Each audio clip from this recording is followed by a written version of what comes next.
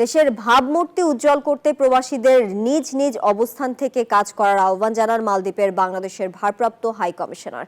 আন্তর্জাতিক মাতৃভাষা দিবস উপলক্ষে আয়োজিত আলোচনা সভায় প্রধান অতিথির বক্তব্যে এই আহ্বান জানান তিনি। মালদ্বীপ থেকে ইমরান তালুকদারের তথ্য ও চিত্রে ডেস্ক রিপোর্ট। মহান শহীদ দিবস উপলক্ষে হাই কমিশনের উদ্যোগে মালদ্বীপে ছিল নানা আয়োজন। প্রথম পর্বে আয়োজিত আলোচনা সভায় প্রধান অতিথির বক্তব্যে ভাষা শহীদদের আত্মত্যাগ ও মাতৃভাষার তাৎপর্য তুলে ধরেন ভারপ্রাপ্ত হাই কমিশনার মোহাম্মদ সোহেল পারভেজ। বিশেষ অতিথি ছিলেন মালদ্বীপ বিএনপির সভাপতি মোহাম্মদ খলিলুর রহমান, চক্ষু বিশেষজ্ঞ প্রবাসী ডাক্তার মুক্তার আলী লস্কর। আমাদের যারা প্রবাসী ভাইরা আছেন সবাই কিন্তু আমরা এখানে বাংলাদেশের প্রতিনিধিত্ব করছি।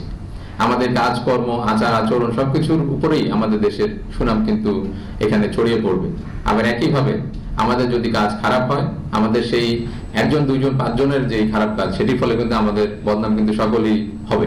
দিবসটি উপলক্ষে দুটি প্রামাণ্যচিত্র প্রদর্শন করা হয়। এরপর ভাষা শহীদদের এবং বৈষম্য বিরোধী ছাত্র আন্দোলনে নিহতদের রুহের মাগফিরাত কামনা করে দেশ ও জাতির মঙ্গলের জন্য দোয়া করা হয়।